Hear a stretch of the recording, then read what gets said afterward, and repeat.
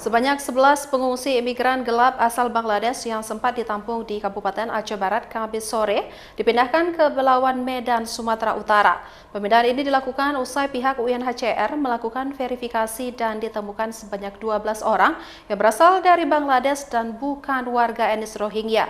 Dari 12 orang, 1 diantaranya sudah melarikan diri. Sebanyak 11 pengungsi imigran gelap asal Bangladesh yang berada di tempat penampungan sementara di halaman belakang kantor Bupati Aceh Barat dipindahkan ke rumah detensi imigrasi Belawan, Provinsi Sumatera Utara.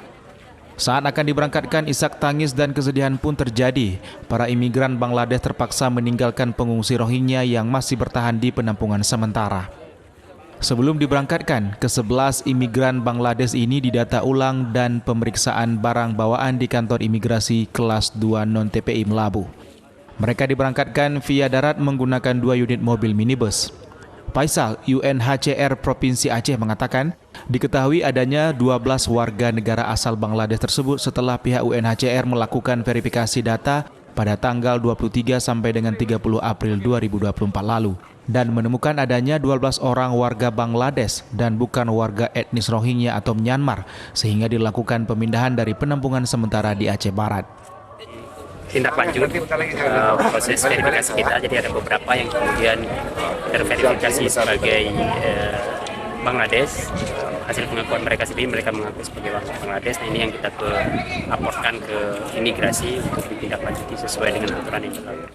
Sementara itu, PLT Ketua Imigrasi Kelas 2 Non-TPI Melabuh, Jamaluddin mengatakan, dari 12 orang imigran asal Bangladesh, 1 diantaranya sudah melarikan diri pada malam Lebaran Idul Fitri lalu. Apabila ke-11 ini tidak dipindahkan, dikhawatirkan akan ikut melarikan diri dari penampungan di Aceh Barat.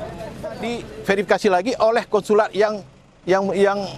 konsulat mereka langsung Bangladesh.